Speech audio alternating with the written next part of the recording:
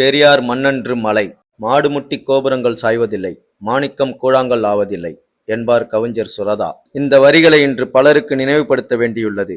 இது பெரியார் மண் இல்லை, பெரியாரே ஒரு மண் என்று பேசித் திரியும் ஒரு களிமண்ணை இன்று நாடு பார்த்து கொண்டிருக்கிறது. சமூக நீதிக்கு பெரியார் என்ன செய்தார்? என் பெரும்பாட்டன் பாரதிதான் ஒரு தலித் தோழனின் சாதியையே மாற்றினான் என்பது போன்ற உளறல்கள் இன்று உலவுகின்றன. 1913 கனகலிங்கம் என்னும் பட்டியலின இளைஞனுக்கு பாரதியார் பூணூல் போட்ட செய்தியைத்தான் இப்படி பெருமை பேசுகின்றனர் என்பது புரிகிறது. பூணூலை அகற்றிதான் சமத்துவத்தை கொண்டு வர முடியுமே தவிர பூணூலை போட்டு எப்படி சமமாக்க முடியும்? எவ்வளவு பேருக்கு பூணூல் போட முடியும்? பூணூல் போட்டால் அந்த இளைஞனுக்கு பெருமை வரும் என்றால் ஒருவனின் கல்வி, அறிவு, திறமை எதற்கும் இல்லாத பெருமை பூணூலுக்கு உள்ளது என்பதுதானே பொருள். பெரியார் எல்லோருக்கும் கல்வி கொடுங்கள் என்றார். பெயரில், உடையில், இருப்பிடத்தில் சாதி அடிப்படையில் வேறுபாடுகள் கூடாது என்றார். அதுதானே சமத்துவம். இந்த பூணூல் விவகாரம் பற்றி 1925 குடியரசு ஏட்டில் ஒரு கட்டுரை வெளியாகி உள்ளது. அந்த கட்டுரைக்கு பூணூல் என்றே பெயர். இந்தியாவின் முன்னேற்றத்திற்கு தீண்டாமை ஒழிய வேண்டியது எவ்வளவு முக்கியமோ அதுபோல இந்த பூணூல் தத்துவமும் ஒழிய வேண்டியது அதைவிட முக்கியமானதாகும். ஒரு மூட்டை அரிசியில் ஒருபடி கல் இருந்தால் கீழே கொட்டி அதில் உள்ள ஒருபடி கல்லை பொறுக்கி எறிவது சுலபமா, அல்லது கல்லை விட்டு ஒரு மூட்டை அரிசியையும் பொறுக்கி கொண்டிருப்பது சுலபமா? இந்த வரிகள் பூணூலை எதிர்ப்பது போல் தோன்றும். ஆனால் இதன் உண்மையான உட்பொருள் எல்லோரையும் சமமாக்க வேண்டும் என்பதே ஆகும். இப்படித்தான் பெரியார் ஒவ்வொன்றை பற்றியும் சிந்தித்தார். அவருடைய அடிப்படை நோக்கமும் அவர் கருத்துக்களின் சாரமும் சமத்துவம் என்பதே ஆகும். ஒற்றை வரியில் சொல்வதானால் சாதி ஒழிப்பும் பாலின சமத்துவமும் பெரியாரியம் என்று கூறிவிடலாம். சாதியையும் பெண் அடிமைத்தனத்தையும் காப்பாற்றிக் கொண்டிருப்பவை மதம், கடவுள் ஆகியனவே என்பதால் அவற்றையும் பெரியார் எதிர்த்தார். சாதியை எதிர்த்த பெரியார் ஏன் சாதி சங்க மாநாடுகளில் கலந்து கொண்டார் என்று கேட்கின்றனர். ஆம், அவர் அப்படி கலந்து கொண்டது உண்மைதான். ஆனால் அங்கே போய் அவர் என்ன பேசினார் என்று பார்க்க வேண்டும். சாதியை விட்டொழியுங்கள் என்றார். பார்ப்பனர்களைப் போலவே நீங்களும் சாதி பெருமை பேசுவதை நிறுத்துங்கள் என்றார். பஞ்சமன் பட்டம் போகாமல் சூத்திரம் பட்டம் போகாது என்பதை இடைச்சாதியினருக்கு உணர்த்தினார். அதே நேரம் ஆதி திராவிடர்கள் மாநாடு நடத்த தங்களின் சுயமரியாதை மாநாட்டு திடலிலேயே இடம் ஒதுக்கி கொடுத்தார். இவ்வாறு பார்ப்பனரல்லாத சாதியினரை ஒற்றுமைப்படுத்த அவர் முயற்சிகள் செய்தார். சாதி சங்கங்கள் தங்களின் சாதி பெருமை பேசுவதை விட்டுவிட்டு குறைந்தது அந்தந்த சாதியில் உள்ள ஏழை பிள்ளைகள் முன்னேற அதே சாதி என்று தங்களை கருதி கொண்டிருக்கும் மற்றவர்கள் உதவ வேண்டும் என்பதை வற்புறுத்தினார். பார்ப்பனர்களும் பிறர் மீது ஆதிக்கம் செலுத்த வேண்டும் என்ற எண்ணத்தை தவிர்த்துவிட்டு சமமாக வாழ முன்வந்தால் அவர்களும் நம் சகோதரர்களே என்று அவர் 1962 பேசிய பேச்சு மிக புகழ்பெற்றது. பெண்ணுரிமைக்கு பெரியார் என்ன செய்து விட்டார்? அவருக்கு முன்பே பாரதியார் தானே பெண் விடுதலை குறித்து பாடினார் என்கின்றனர்.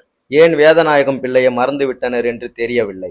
பெரியார், பாரதியார் போன்றவர் பிறப்பதற்கு முன்பே 1876 பெண் விடுதலை பேசியவர் அவர். யார் முன் யார் பின் என்பதன்று, யாருடைய எழுத்தும் பணியும் மக்களிடம் மாற்றத்தை ஏற்படுத்தின என்பதே முதன்மையானதாகும். மற்றவர்களும் எழுதியும் பேசியும் இருக்கலாம். ஆனால் பெரியார் தான் அதனை தன் இயக்கத்தின் ஒரு பிரிக்க முடியாத பகுதியாகவே ஆக்கியவர். பெண் விடுதலை பற்றி பாடியுள்ள பாரதியார் தன் உரைநடையில் உடன்கட்டை ஏறுவோர் உத்தம ஸ்ரீகள் என்றும் எழுதியுள்ளார் என்பதை மறந்துவிடக் கூடாது. பெரியார் பெண்களை பார்த்து தங்கள் கற்பப்பையை அறுத்து விடுங்கள் என்று சொன்னாரே, அது சரியா என்று சிலர் பொங்குகின்றனர். அவர்களை பார்த்து பரிவு கொள்வதை தவிர வேறு வழி இல்லை.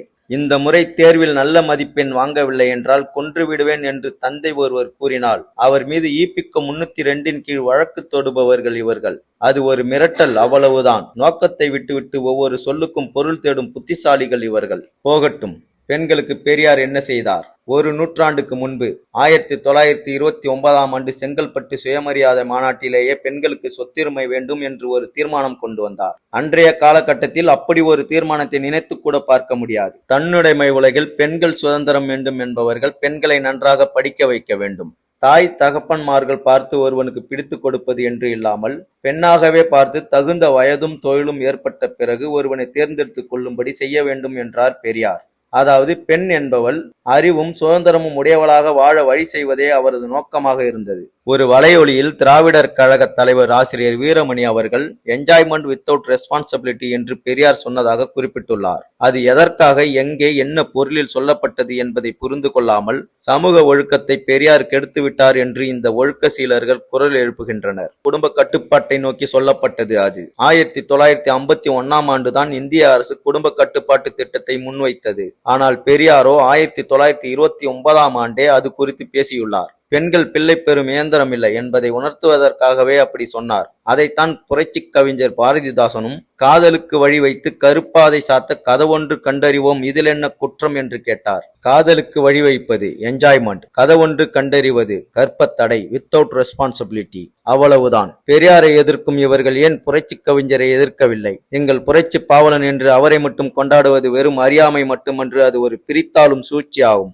பெரியாரையும் வ.உ.சி.யையும் பிரிப்பது, பெரியாரையும் ஆணைமுத்துவையும் பிரித்து பார்ப்பது என்று பல்வேறு கோமாளித்தனங்களை அரங்கேற்ற இந்த கோமாளிகள் முயற்சி செய்கின்றனர். அது சரி, 1929ஆம் ஆண்டே குடும்ப கட்டுப்பாடு பற்றி பெரியாருக்கு எப்படி தோன்றியது?